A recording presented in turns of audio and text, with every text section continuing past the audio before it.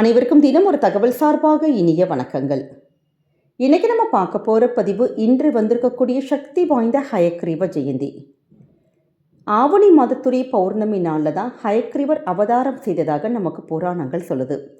இவர் பெருமாளுடைய அவதாரத்தில் 18வது அவதாரமாக நமக்கு காட்சி தரார். ஒருத்தருடைய வாழ்க்கையில் கல்வி செல்வத்தை நம்ம வழங்க வழங்க அவங்களுக்கு ஞானமும் கல்வியும் நிச்சயமாக அதிகரிக்கும். அது கடைசி வரைக்கும் நமக்கு வரக்கூடியது நம்ம வாழ்க்கையில் கல்வி செல்வம் மட்டும்தாங்க. அப்படிப்பட்ட கல்விக்கு அதிபதி யாருன்னு கேட்டிங்கன்னா சரஸ்வதி தேவி தான் நம்ம வணங்குறோம். ஆனால் அந்த சரஸ்வதி தேவிக்கு குரு யாருன்னா ஸ்ரீ ஹயக்ரீவர் தான். அப்படிப்பட்ட ஹயக்ரீவர் ஜெயந்தியில் உங்கள் வீட்டில் படிக்கின்ற குழந்தைகள் இல்லாட்டி வேலை பார்க்குற பசங்க, ஏன் நமக்கு கூட இந்த கல்வி செல்வம் என்றைக்குமே வேணும். நல்ல ஒரு டிசிஷன்ஸ் எடுக்கிறதுக்கு, புத்தி என்றைக்குமே ஆக்டிவாக இருக்கிறதுக்கு, வாழ்க்கையில் நல்லபடியான உயர்வுகள் கிடைக்க, முன்னேற்றங்கள் கிடைக்க, செல்வங்கள் கிடைக்க, அப்படி ஹயக்ரீவரை எந்த ஒரு விஷயத்துக்கு வேணாலுமே நம்ம வேண்டிட்டு மனசார வழிபட்டாலே போதும். இன்றைய நாள் நம்முடைய வீட்டில் ஒரே ஒரு தீபம் மட்டும் ஏற்றி வச்சு இந்த சக்தி வாய்ந்த மந்திரத்தை மட்டும் சொன்னாலே போதும். ஹயக்ரீவருடைய அனுகிரகமானது நமக்கு பரிபூர்ணமாக கிடைக்குங்க. பதிவுக்குள்ளே போகிறதுக்கு முன்னாடி நம்முடைய சேனலை நீங்கள் இப்போ வரைக்கும் சப்ஸ்கிரைப் பண்ணாமல் பார்த்துட்ருக்கீங்கன்னா மறக்காமல் சப்ஸ்கிரைப் பண்ணிக்கோங்க. அப்போ தான் எங்களுடைய எல்லா நல்ல நல்ல பதிவுகளுமே உடனுக்குடனே வரும். பக்கத்தில் இருக்கக்கூடிய பெல் பட்டனை மறக்காமல் கிளிக் பண்ணிக்கோங்க. இப்போ பதிவை தெரிஞ்சுக்கலாம். முதல்ல ஹயக்ரீவர் அப்படிங்கிறவர் யாருன்னு கேட்டிங்கன்னா சிவபெருமானுடைய ஞான ரூபம் வந்து தான் தட்சிணாமூர்த்தி. அதே மாதிரி தான் திருமாலுடைய ஞான வடிவம் தான் ஹயக்ரீவருடைய அவதாரம். ஹயக்ரீவர் எப்பயுமே ஓம் அப்படிங்கிற பிரணவ மந்திரத்தை உச்சரிச்சுட்டே இருக்கிறதுனால தான் அவருடைய வாயானது சற்று அப்படியே ஒரு ஓப்பனாக இருக்கிற மாதிரி நமக்கு தோணும். அந்த அவருடைய படத்தை பார்த்தாலே நமக்கு தெரிய வரும். இவர் அஞ்ஞானத்தை அகற்றுபவர். அதனால தான் இவரை வழிபட நல்லபடியான ஞானம், உயர்வுகள் இது எல்லாமே நமக்கு கிடைக்குங்கிற ஒரு ஐதீகம் இருக்குது. பெருமாளுடைய மிக முக்கியமான அவதாரம் தான் ஹயக்ரீவ அவதாரம். இவர் திருமாலுடைய தச அவதாரத்தில் சேராட்டி கூட திருமால் எடுத்த அவதாரத்தில் ஒரு தனித்துவமான ஒரு குணங்களை பெற்றவர். மனுஷ உடம்பும் குதிரை முகமும் கொண்ட ஹயக்ரீவரை குதிரைமுக கடவுள்னே தான் சொல்கிறாங்க. இவர் ஸ்படிகத்துடைய அம்சம்னு சொல்லப்படுது. இவருடைய அவதாரத்துக்குனே ஒரு சின்னதான புராண கதை இருக்குங்க. அதுவும் இன்றைய நாள் இவர் அவதாரம் செய்த அந்த ஜெயந்தி நாளில் யார் ஒருத்தங்க இதை கேட்டு நம்ம வழிபடுறோமோ நிச்சயமாக கேட்கும் வரங்கள் கிடைக்கும். அதே மாதிரி நல்ல புத்தி, ஞானம் இது எல்லாமே அவருடைய அருளாலே கிடைக்குங்கிற ஒரு நம்பிக்கையும் இருக்குது.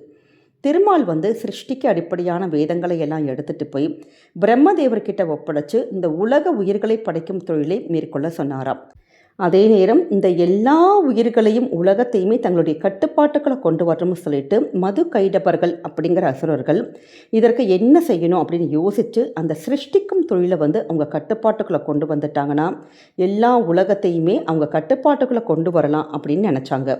உடனே பிரம்மதேவன் கிட்டேருந்து சிருஷ்டிக்கான வேதங்களை திருடி எடுத்துகிட்டு போய் கடலுக்கு அடியில் போய் மறைச்சி வச்சாங்க. பதறிப்போன பிரம்மதேவர் திருமால் கிட்ட போய் முறையிட்டார். திருமாலும் அந்த மது கைடப்பர்கள்ங்கிற அந்த அசுரர்கள் கிட்ட போரிடுவதற்கு போனார். அவங்க குதிரை வடிவம் வச்சு மறைஞ்சு போர் செஞ்சதுனால திருமாலும் குதிரைமுகம் கொண்ட ஹயக்ரீவராக அவதாரம் எடுத்து அந்த கைடபர்கள் அதாவது அந்த அசுரர்களை வெற்றி கொண்டு வேதங்களை மீட்டு வந்தார் அப்படிங்கிறது தான் புராணத்தினுடைய கதை. அப்படி இந்த அசுரர்களால் அந்த புனிதத்தன்மை இழந்த அந்த வேதங்களை எல்லாம் மீண்டும் புனிதப்படுத்தி பிரம்மன் கிட்டேயே அந்த வேதங்களை ஒப்படைத்து அந்த சிருஷ்டிக்கான வேதத்தையும் அவர் உபதேசம் செய்தாராம். இப்படி வேதங்களை மீட்பதற்காக பெருமாள் எடுத்த அவதாரம் தான் ஹயக்ரீவ அவதாரம். இது ஆவணி மாதத்துடைய பௌர்ணமி நாள். அதை தான் நம்ம ஹயக்ரீவ ஜெயந்தியை நம்ம கொண்டாடுறோங்க. அப்படி நமக்கான இந்த ஒரு அற்புதமான நாளில் நம்ம ஹயக்ரீவரை வழிபட்டாலே போதும் நமக்கு ஞானம் கிடைக்கும், கல்வி கிடைக்கும், எல்லா வகையிலையும் ஒரு உயர்வு, ஒரு வேலைக்கில் ஒரு உயர்வு கிடைக்கணும், கல்வியில் உயர்வு கிடைக்கணும், எடுத்த காரியத்தில் நல்ல பெரிய ஆளாகணும் அப்படின்னு யாரெல்லாம் நினைக்கிறோமோ நிச்சயமாக ஹயக்ரீவரை அதுவும் இன்றைக்கி மாலை நேரத்தில் ஒரு தீபம் மட்டும் ஏற்றி நீங்கள் வழிபடுங்க. உங்கள் வீட்டில் இருக்கக்கூடிய ஹயக்ரீவருடைய படம், அப்படி ஹயக்ரீவர் படம் இல்லைம்மா அப்படிங்கிறவங்க எல்லார் வீட்லேயும் பெருமாள் படம் இருக்கும் பார்த்திங்களா, அந்த பெருமாள் படத்திற்கு மஞ்சள் குங்குமம் பொட்டு இதெல்லாம் வச்சுட்டு ஒரே ஒரு தீபம், அதுவும் நெய் தீபம் மட்டும் நம்ம ஏற்றிட்டு இல்லாட்டி நல்லெண்ணெய் தீபம் ஏற்றிட்டு உங்கள் கிட்ட எல்லார் வீட்லேயும் பால் இருக்கும், பாலில் கொஞ்சம் ஏலக்காய், நாட்டு சர்க்கரை போட்டு சுவாமிக்கு நிவேதனம் பண்ணுறது விசேஷம்.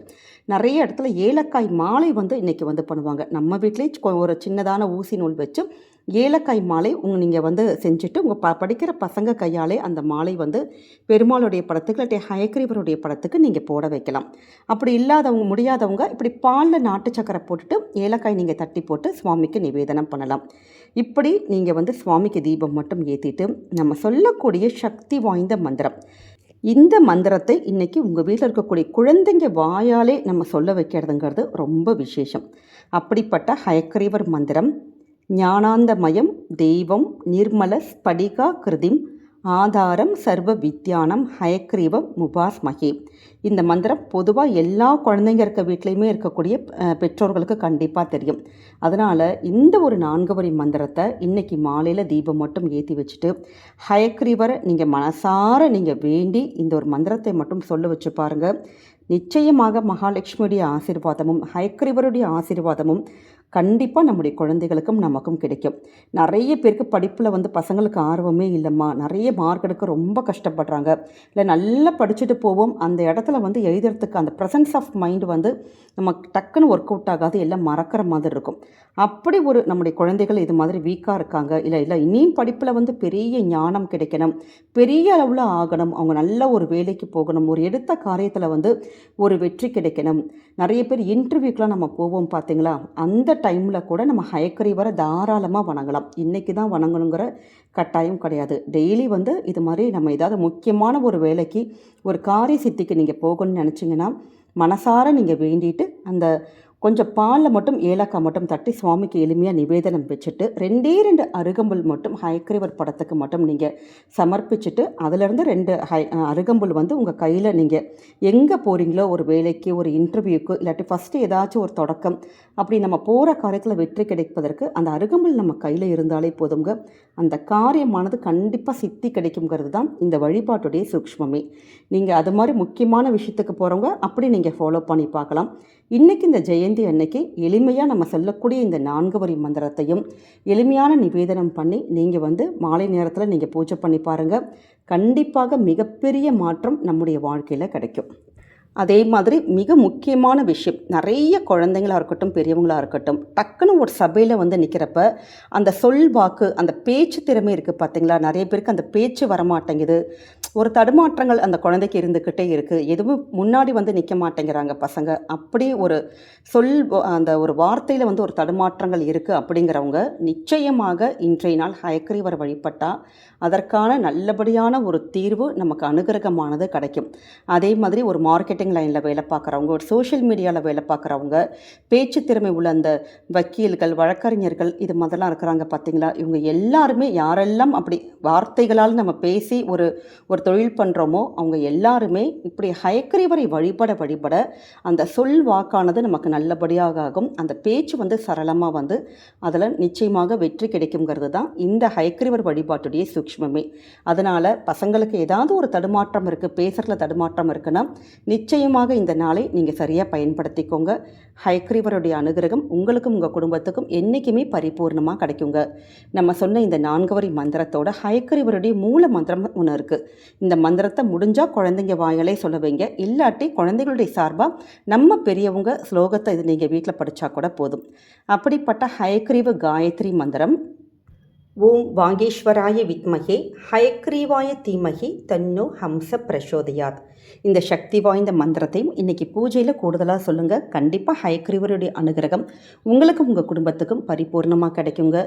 நம்முடைய கமெண்ட் செக்ஷனில் ஓம் ஹயக்ரீவரே நமக அப்படிங்கிற சக்தி வாய்ந்த நாமத்தை பதிவிடுங்க. இந்த பதிவு நீங்கள் பார்க்குறதோட மட்டும் இல்லாமல் தெரிஞ்ச ஃப்ரெண்ட்ஸ் அண்ட் ஃபேமிலி மெம்பர்ஸ் எல்லாருக்கும் ஷேர் பண்ணுங்கள், அவங்களும் இதை பார்த்து பயன்பெறட்டும்.